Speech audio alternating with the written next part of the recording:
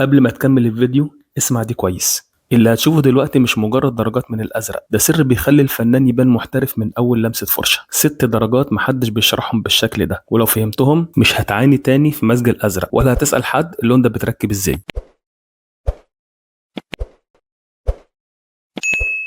الفيديو ده هيسهل عليك سنين من التجارب. وقبل ما نبدأ مع بعض رحلتنا الجميلة في الألوان، ما تنساش اللايك والاشتراك في القناة وتفعيل الجرس علشان يوصلك كل جديد. بصوا بقى يا فنانين، جايين لأقوى درجة في الدايرة كلها النهاردة، الأخضر الزمردي الداكن. الدرجة اللي أول ما تشوفها تحس إنها غالية، لون راقي، لون ثابت، بيصرخ باحتراف من بعيد. وصدق أو لا تصدق، أنا عملتها من مزج حاجتين بس، زي ما أنت شايف الأزرق زائد الأصفر، بس بالنسب المتساوية. ليه النتيجة طلعت زمردي بالشكل ده؟ لأنك بمجرد ما توازن الأزرق القوي مع الأصفر الدافي، اللونين بيمسكوا في بعض وبيولدوا درجة غنية جدا، نظيفة ومايلة للعمق. وهنا بقى المفاجأة اللي قليل جدا يعرفوها، القوة الحقيقية في الدرجة دي إنك تقدر ترجعها لعيلة الأزرق وتدخلها جوه درجاته من غير ما أي حد يفهم أنت عملت كده إزاي. وزي ما هنشوف مع بعض حالا، نقطة واحدة بس من الزمردي هتخلي الأزرق يلمع بعمق جديد، كأنك فتحت باب سري في عالم الألوان محدش يعرفه غيرك.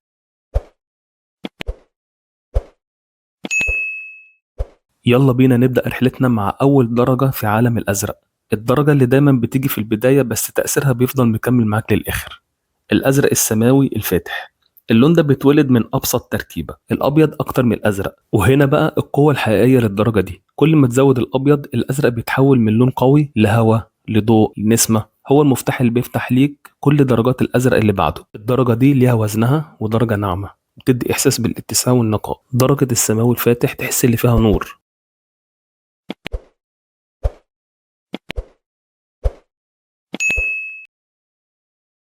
يلا بينا يا فنانين نطلع بقى السماوي الفاتح ده خطوة لقدام، بس هنسرب لها لمسة خفيفة جدا من الزمردي اللي احنا لسه عاملينه. أول ما الزمردي يلمس الأزرق اللون بيفوق وبيكشف جانب جديد منه، بتلاقي فيه زرقة كده فيها نعومة وفيها حياة، كأن البحر لمس الضوء لأول مرة. ده هو الأزرق التركوازي الفاتح، انتقال بسيط جدا لكن تأثيره واضح من أول نظرة.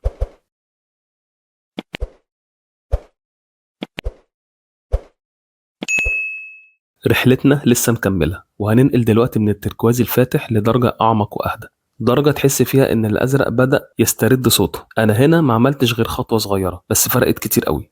خدت الأزرق التركوازي الفاتح اللي احنا لسه عاملينه وضفت ليه لمسة بسيطة جدا من الأزرق الخالص. اللمسة دي بالذات بتغير كل حاجة، اللون بياخد عمق، بياخد الهدوء، بياخد الثقل البسيط اللي بيخليه مايل للأزرق بس من غير ما يفقد الروح التركوازية اللي فيه. والنتيجة درجة بين العالمين، فيها صفاء التركواز وفيها في نفس الوقت الوقار بتاع الأزرق. ده هو التركواز المايل للأزرق، خطوة صغيرة جدا بس نقلة كبيرة في الرحلة كلها.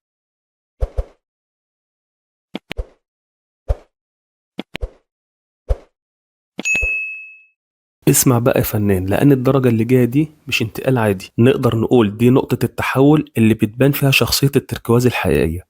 بعد ما وصلنا للتركواز المايل الأزرق، قررت أعمل اللون اللي يوازن الرحلة كلها. خدت الدرجة دي وضفت عليها جرعة أكبر من الأخضر الزمردي، مش لمسة، لأ، هي زيادة محسوبة بتدي اللون روح جديدة. وهنا بقى السحر بيحصل، الزمردي بيدخل بيدفي التركواز وبيزود حياته وبيطلع منه طبقة ما كناش شايفينها قبل كده.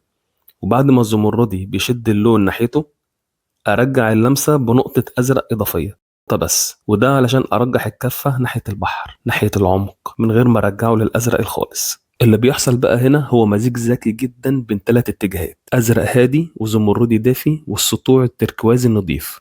النتيجة درجة مستقرة جدا، واضحة، واقفة في نص الطريق بثقة.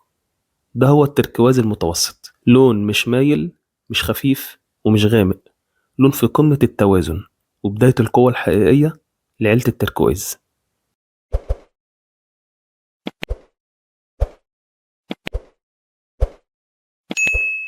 ومع آخر لون معانا النهاردة بلمسة خفيفة جدا من الأخضر الزمردي، مش هدفها تغيير اللون، لا، اللمسة دي بتدي للون دفء من غير ما تسحبه للجمال الأخضر، وكأنك بتهمس للون وبتقول له اهدى شوية وخليك عميق ودافي. وبمجرد ما اللون يبتدي يستقبل اللمسة دي، هنا بقى بيجي دور الخطوة اللي تقلب كل حاجة، زيادة واضحة من الأزرق. الأزرق بيدخل بقوة وبيلم الدايرة وبيشد التركواز لتحت، ناحية الظلال، ناحية العمق، ناحية الإحساس، اللي بيخلي اللون بيبصلك وبيقولك انا جاهز ابقى درجة رئيسية على فكرة، مش خلفية. التركواز الداكن مش تركواز عادي، ده لون فيه وزن بصري، لون تحطه في لوحة بيضيف الهبة بتاعته، وتحطه في خلفية لوحة بيدي عمق. لو جربت تحط اللون ده في التفاصيل في اللوحة هيخطف العين من غير ما تحس. وده سر جمال الدرجة دي، هي مش غامقة بس، دي غامقة بذكاء، غامقة علشان تبرز اللي حواليها، ولأنها مبنية من 3 عناصر ماشية في خط واحد. تركواز متوازن، وتركيبته كانت الزمردي الخفيف زائد الأزرق اللي بيقفل المشهد بقوة. وده هو التركواز الداكن، نهاية الرحلة وأقوى درجة في السلسلة كلها. لو وصلت معايا لحد هنا فأنت رسم دخلت عالم الأزرق والتركواز من أوسع أبوابه، ومستحيل ترجع تمزج ألوانك تاني بنفس الطريقة.